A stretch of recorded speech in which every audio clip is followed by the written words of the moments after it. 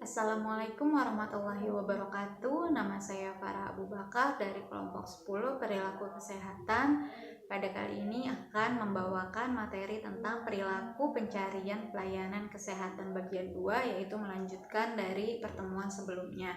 Pada kesempatan kali ini saya ditemani oleh dua rekan saya, yaitu Wikan Kawedar dan Hayya Aura. Pokok bahasan yang akan kami bahas yaitu ada model penggunaan pelayanan kesehatan dan perilaku hidup bersih dan sehat atau PHBS. Pada model penggunaan pelayanan kesehatan kami membahas konsep model sosial psikologis, konsep model sumber keluarga, konsep sumber daya masyarakat, dan konsep model sistem. Kita masuk ke bahasan pertama, yaitu konsep model sosial psikologis.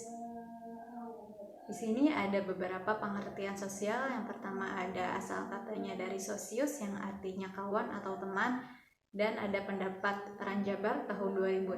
Di sini disebutkan bahwa sosial dalam arti masyarakat berarti segala sesuatu yang bertalian dengan sistem hidup bersama atau hidup bermasyarakat dari orang atau sekelompok orang yang di dalamnya sudah tercakup struktur, organisasi, nilai-nilai sosial, dan aspirasi hidup serta cara mencapainya. Jadi dapat disimpulkan bahwa sosial merupakan sifat dasar manusia yang membutuhkan kehadiran orang lain. Meski berbeda, mereka tetap memiliki hubungan sebagai individu yang hidup bersama. Sini juga ada pengertian psikologis. Yang pertama itu dari kata bahasa Inggris sosiologi yang artinya ilmu jiwa, dan ada menurut Gleitman. Di sini disebutkan bahwa psikologis didefinisikan sebagai ilmu pengetahuan yang berusaha memahami perilaku manusia, alasan, dan cara melakukan sesuatu, dan juga memahami cara makhluk tersebut berpikir dan berperasaan. Jadi dapat disimpulkan bahwa psikologis merupakan ilmu yang mempelajari jiwa yang dipelajari melalui tingkah laku dan mental seseorang. Nah, dapat disimpulkan bahwa sosial psikologis yaitu ilmu yang mempelajari tingkah laku individu sebagai rangsangan dari lingkungan sosial. Pada sosial psikologis ada variabel yang mempengaruhi seseorang untuk menggunakan pelayanan kesehatan. Nah, di model sosial psikologis ini variabelnya yaitu pengetahuan, di mana seseorang menggunakan pelayanan kesehatan yang tersedia tergantung dengan pengetahuannya. Jika pengetahuan yang rendah menyebabkan perilaku masyarakat terhadap kesehatan menjadi kurang peduli. Contohnya, di mana masyarakat hanya memanfaatkan pelayanan kesehatan untuk pengobatan, sedangkan pelayanan kesehatan untuk pencegahan tidak dilakukan oleh masyarakat. Sehingga dapat disimpulkan bahwa terjadi hubungan antara tingkat pengetahuan masyarakat dengan penggunaan pelayanan kesehatan. Nah, di sini ada variabel-variabel sosial psikologis, itu ada 4. Yang pertama, pengertian kerentanan terhadap penyakit. Di sini seseorang mulai sadar bahwa dirinya rentan terhadap penyakit. Nah, selanjutnya pengertian keseluruhan dari penyakit. Setelah orang tersebut sadar akan kerentanannya, dia mencari tahu tentang penyakitnya, pencegahannya, penanganannya. Nah, pada tahap selanjutnya itu ada keuntungan yang diharapkan dari pengambilan tindakan dalam menghadapi penyakit. Jadi di sini seseorang akan menimbang-nimbang apakah dengan dia menggunakan pelayanan kesehatan apa manfaatnya yang akan dia dapatkan. Terus ada kesiapan tindakan individu. Setelah melakukan proses pertimbangan, maka individu tersebut sudah siap melakukan tindakannya. Bahasan selanjutnya yaitu konsep model sumber keluarga. Di sini ada pengertian sumber daya dan keluarga. Jadi di sini disebutkan sumber daya adalah nilai potensial dari materi atau elemen dalam kehidupan tertentu. Sumbernya tidak selalu fisik dan bisa non fisik yang berupa tidak terlihat. Terus ada Pengertian keluarga di sini, keluarga adalah dua atau lebih individu yang tergabung karena hubungan darah, hubungan perkawinan atau pengangkatan, dan mereka hidup dalam satu rumah tangga, berinteraksi satu sama lain, dan di dalam perannya masing-masing menciptakan serta mempertahankan kebudayaannya. Jadi dapat disimpulkan bahwa sumber daya keluarga itu adalah suatu nilai potensial yang ada dalam kehidupan yang dihubungkan melalui ikatan perkawinan, ikatan darah, adopsi, serta tempat tinggal dalam satu rumah. Di sini ada variabel terikat dari model konsep sumber daya keluarga ini, yaitu pendapatan. Nah, karakteristik ini untuk mengukur kesanggupan dari individu atau keluarga untuk memperoleh pelayanan kesehatan mereka. Di sini ada pendapat menurut Noto Atmojo tahun 2012. Pendapatan keluarga, cakupan asuransi keluarga atau sebagai anggota suatu asuransi kesehatan dan pihak yang membiayai pelayanan kesehatan keluarga dan sebagainya. Karakteristik ini untuk mengukur kesanggupan dari individu atau keluarga untuk memperoleh pelayanan kesehatan mereka. Nah, jadi dapat disimpulkan ringkasnya itu pada model sumber keluarga ini menekankan kesanggupan untuk memperoleh pelayanan kesehatan berdasarkan model ekonomis. Nah, di sini ada contoh faktor ekonomi atau pendapatan keluarga didukung pula dengan penelitian di Puskesmas Tambarana, Kecamatan Poso, Pesisir Utara. Di sini terdapat hubungan antara pendapatan keluarga dengan pemanfaatan pelayanan kesehatan, di mana pendapatan keluarga responden yang rendah lebih banyak tidak memanfaatkan pelayanan kesehatan sebesar 72%, sedangkan pendapatan keluarga responden yang tinggi lebih banyak memanfaatkan pelayanan, yaitu sebesar 89,5%. Baik, untuk bab selanjutnya konsep sumber daya masyarakat akan dijelaskan oleh rekan saya, Wikan Kawendar. Kepada Wikan dipersilahkan. Assalamualaikum warahmatullahi wabarakatuh. Nama saya Wikan Kawendar dari kelompok 10, dan sekarang saya akan melanjutkan presentasinya. Masuk ke bab yang ketiga, yaitu konsep sumber daya masyarakat. Dimulai dari definisinya dulu. Jadi definisi sumber daya adalah segala sesuatu yang dapat digunakan manusia untuk memenuhi kebutuhan hidupnya. Kemudian definisi dari masyarakat yaitu merupakan manusia yang senantiasa berinteraksi dengan manusia lainnya di dalam suatu kelompok yang memiliki kesamaan. Jadi dari kedua definisi tersebut dapat kita ambil kesimpulan bahwa sumber daya masyarakat adalah segala sesuatu yang digunakan untuk memenuhi kebutuhan hidup manusia yang saling berinteraksi dengan manusia lainnya di dalam suatu kelompok yang memiliki kesamaan. Jadi pada dasarnya model sumber daya masyarakat ini adalah supraekonomis yang berfokus pada ketersediaan sumber kesehatan pada masyarakat. Artinya semakin banyak pelayanan kesehatan yang tersedia, maka akses masyarakat untuk menggunakan pelayanan kesehatan akan semakin tinggi. Nah, terdapat variabel yang dipakai dalam model sumber daya masyarakat, yaitu yang pertama ada penyediaan pelayanan kesehatan. Penyediaan pelayanan kesehatan ini terbagi menjadi dua, yaitu ada medical service dan public health service. Yang medical service ini tindakannya adalah kuratif dan rehabilitatif, contohnya rumah sakit, klinik bersalin, dan praktik mandiri. Sedangkan yang public health service itu adalah tindakan promotif dan preventif, contohnya adalah puskesmas. Nah, sedangkan variabel yang kedua ada sumber-sumber di dalam masyarakat, artinya adalah komponen potensi yang terdapat di dalam masyarakat, contohnya adalah keberadaan tokoh masyarakat, keberadaan kader, keberadaan organisasi masyarakat, kesediaan dana masyarakat, terus adanya sarana dan materi dari masyarakat, dan tingkat pengetahuan masyarakat, dan lain-lain sebagainya.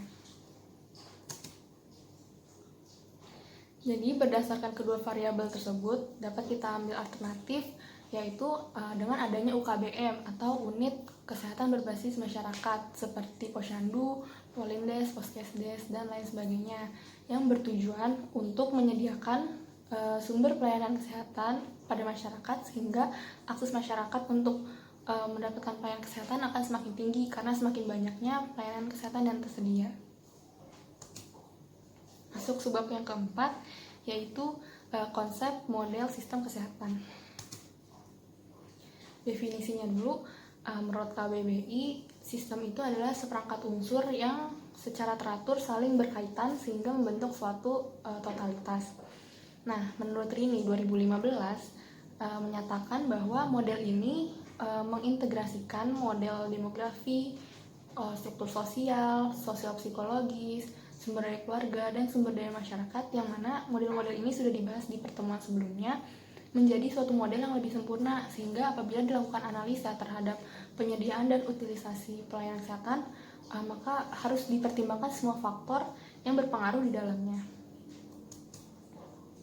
Nah, menurut Andersen, faktor yang menentukan pemanfaatan pelayanan kesehatan itu terbagi menjadi 3. Yang pertama itu ada predisposing faktor, yaitu menggambarkan sosio-budaya populasi, seperti yang pertama itu ada demografi seperti jenis kelamin, umur, jumlah keluarga, dan status perkawinan. Terus ada struktur sosial seperti tingkat pendidikan, terus etnik, jaringan sosial, pekerjaan, budaya, dan sebagainya.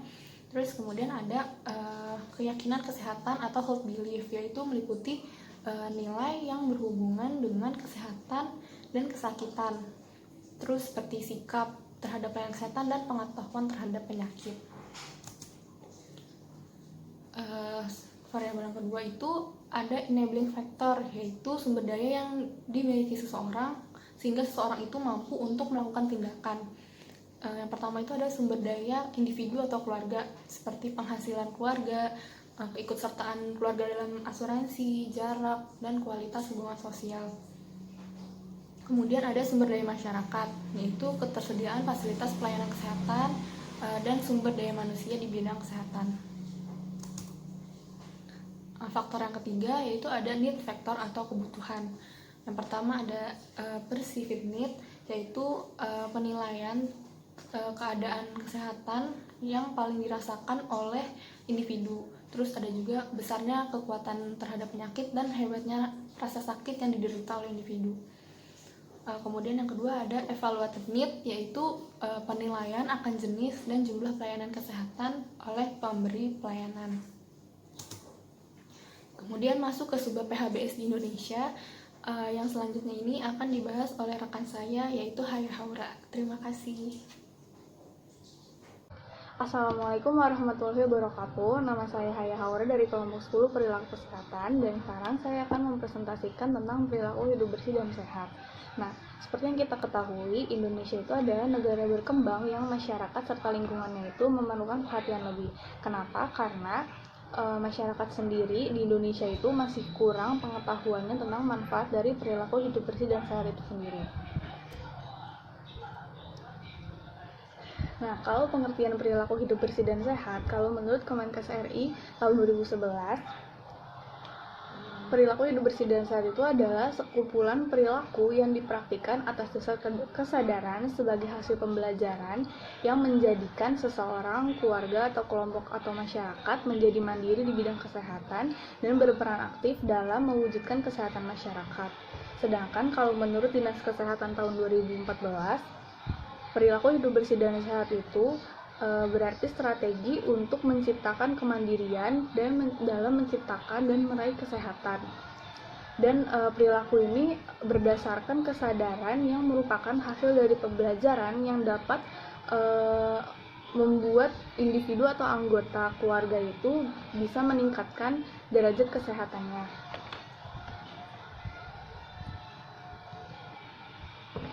Nah, kalau tujuan dari diadakannya perilaku hidup bersih dan sehat ini adalah untuk meningkatkan pengetahuan, meningkatkan kesadaran, terus meningkatkan kemauan dan kemampuan masyarakat untuk hidup bersih dan sehat.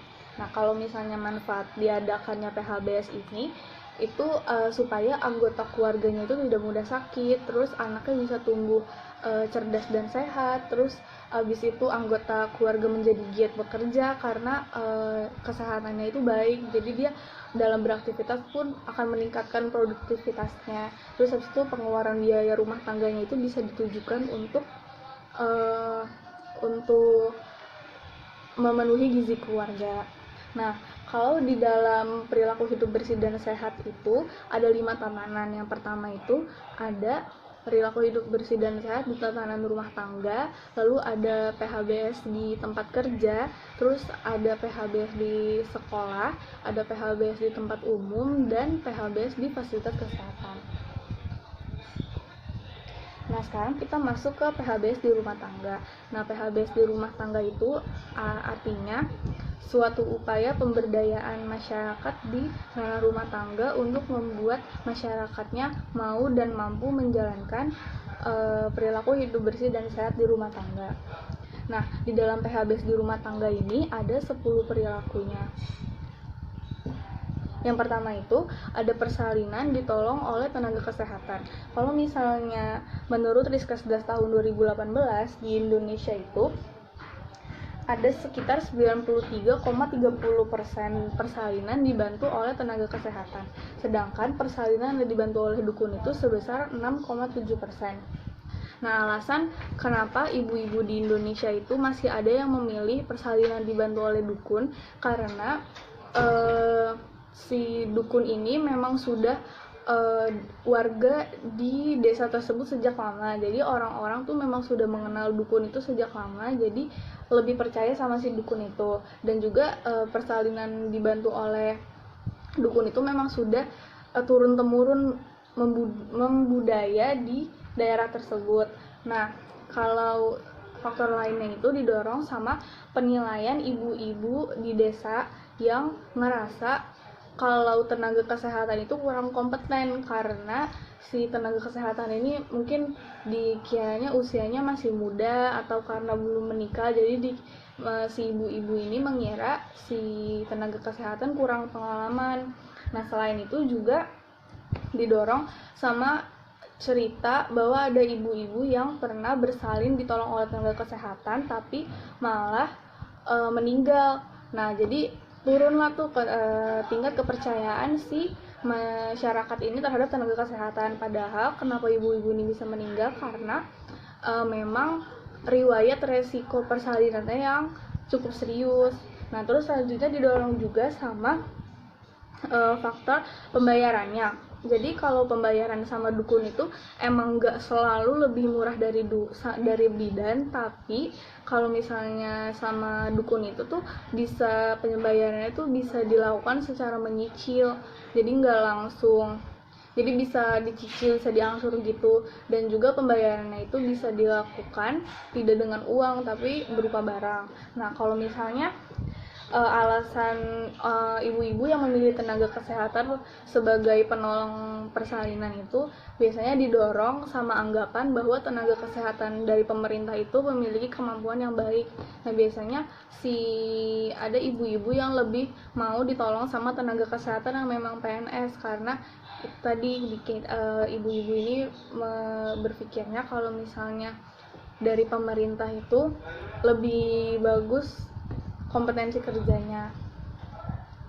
Nah, selanjutnya ada perilaku pemberian bayi ASI eksklusif.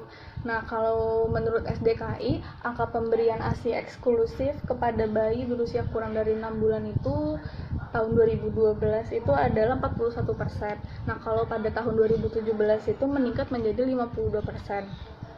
Nah, kalau pemberian ASI eksklusif sendiri itu sebenarnya lebih banyak di desa daripada di perkotaan.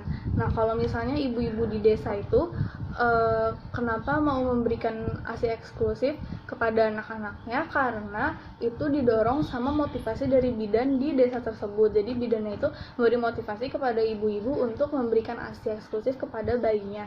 Sedangkan kalau misalnya di perkotaan biasanya motivasinya itu muncul dari pengetahuan ibu itu sendiri tentang makanan yang terbaik untuk bayi adalah ASI eksklusif.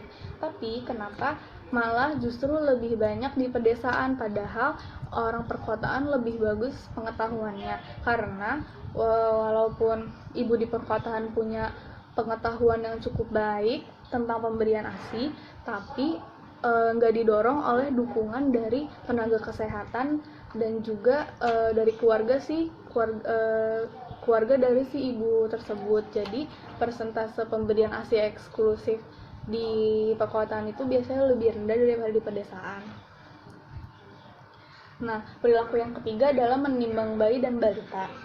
Nah, proporsi penimbangan berat badan bayi dengan berat badan usia 0 hingga 59 bulan pada tahun 2013 itu adalah 44,6%. Nah, kalau misalnya menurut Riskesdas tahun 2016 itu meningkat jadi 54,6%, tapi angka ini masih di bawah target yang ditentukan, di mana target yang ditentukan itu adalah sebesar 75%.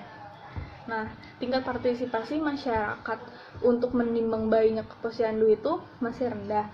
Kalau misalnya di perkotaan biasanya mereka itu didorong sama misalnya orang tua itu tuh didorong sama anggapan kalau anaknya itu nggak perlu semakin bertambahnya usia si anak maka makin nggak perlu untuk dibawa ke posyandu untuk ditimbang berat badannya.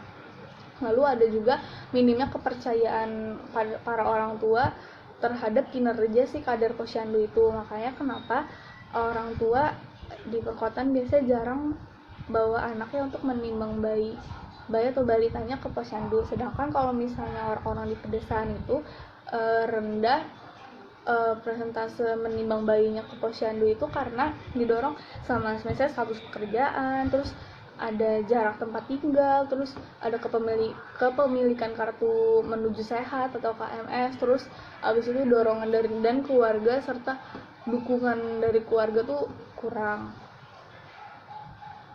Lalu selanjutnya ada perilaku penggunaan air bersih. Kalau sampai tahun 2019 capaian akses air bersih di Indonesia itu adalah sebesar 72,55%.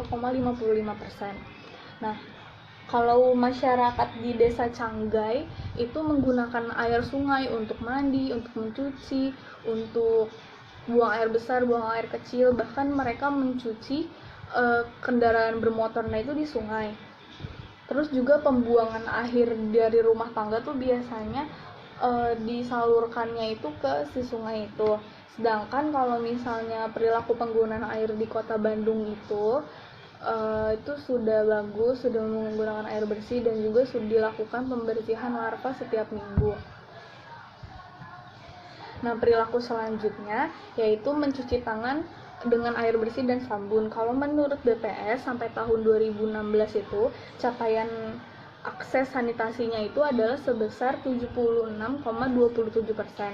Nah, kalau menurut Riskesdas tahun 2018 proporsi perilaku cuci tangan dengan sabun pada penduduk usia di atas 10 tahun itu adalah sebesar 49,8%.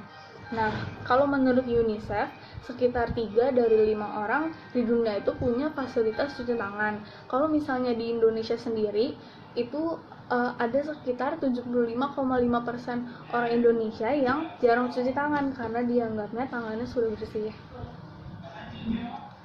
Selanjutnya, ada perilaku penggunaan jamban sehat. Kalau menurut Riskesdas tahun 2018, proporsi perilaku buang air besar di jamban pada penduduk usia di atas 10 tahun itu sebesar 88,2%. Nah, tapi masih banyak ditemukan perilaku buang air besar yang di tempat terbuka. Kalau misalnya di pedesaan itu biasanya didorong sama faktor-faktor kayak pengetahuan yang kurang atau tingkat sosial ekonomi yang rendah atau pengetahuan di bidang kesehatannya juga kurang, terutama kesehatan lingkungan. Nah, dan juga kebiasaan untuk buang air besar di tempat terbuka itu memang sudah turun-temurun. Nah, sedangkan kalau misalnya di perkotaan itu biasanya didorong sama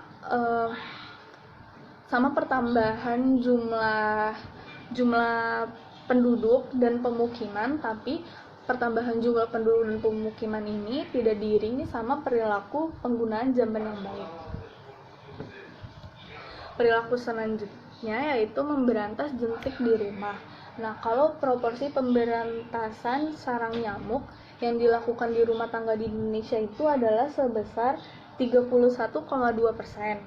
Nah, kalau proporsi di perkotaan itu sebanyak 32,7%, sedangkan kalau di pedesaan itu sebanyak 29,4%. Nah, kalau di perkotaan itu lebih banyak ditemukan jentik nyamuk daripada di pedesaan, karena kalau di perkotaan itu banyak masyarakat yang masih mengesampingkan kebersihan bak mandinya dan tidak menguras serta menutup si bak mandinya itu.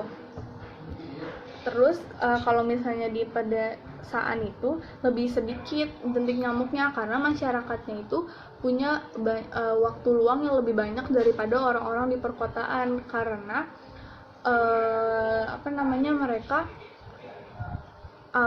jadi mereka tuh bisa membersihkan bak mandinya karena mereka punya waktu luang. Nah, selanjutnya ada perilaku melakukan aktivitas fisik setiap hari. Kalau misalnya menurut Riskesdas tahun 2018, proporsi aktivitas fisik kurang dari 150 menit seminggu di Indonesia itu adalah sebanyak 33,5%.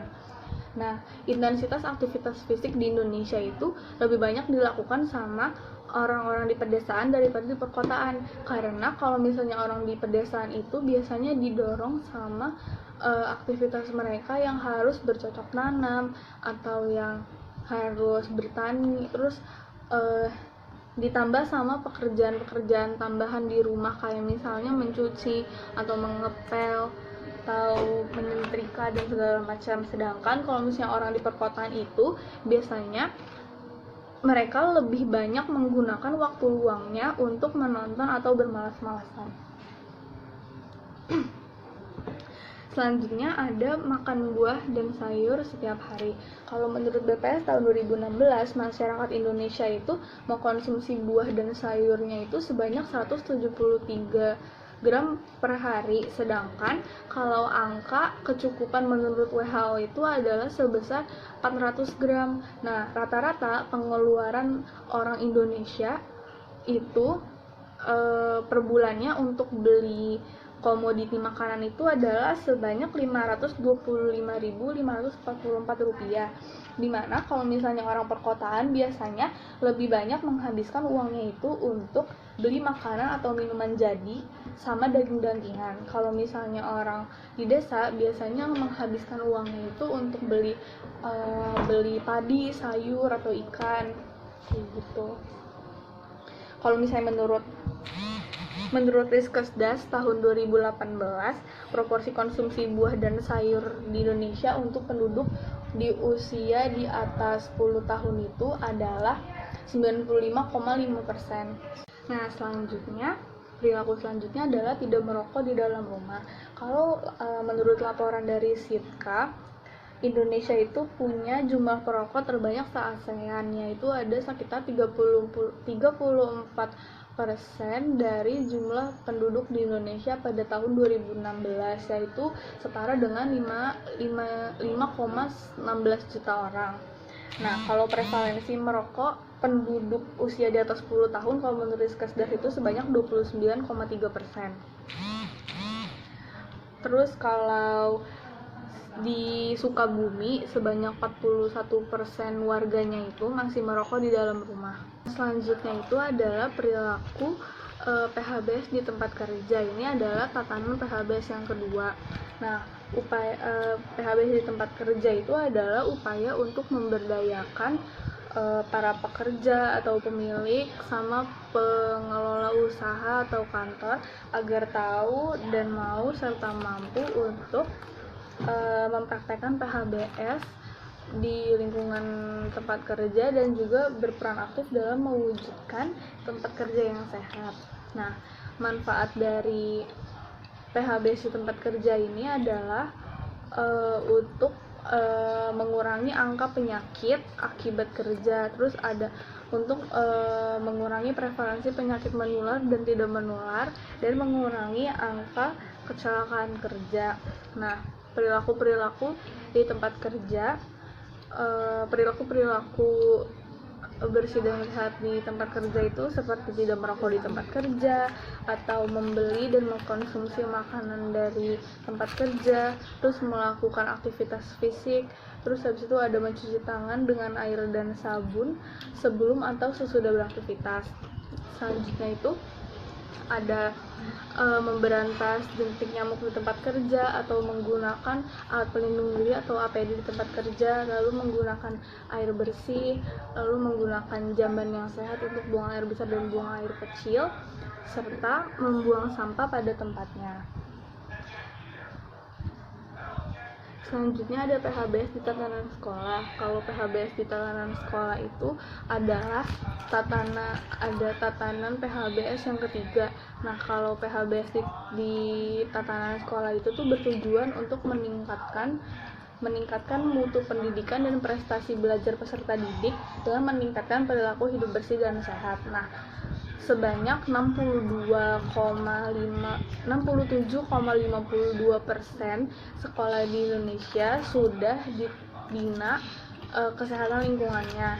Nah, banyak hal yang membedakan PHBS di antara sekolah di perkotaan sama pedesaan. Nah, faktornya itu bisa berasal dari diri sendiri, bisa berasal dari orang tua ataupun lingkungan sekitarnya.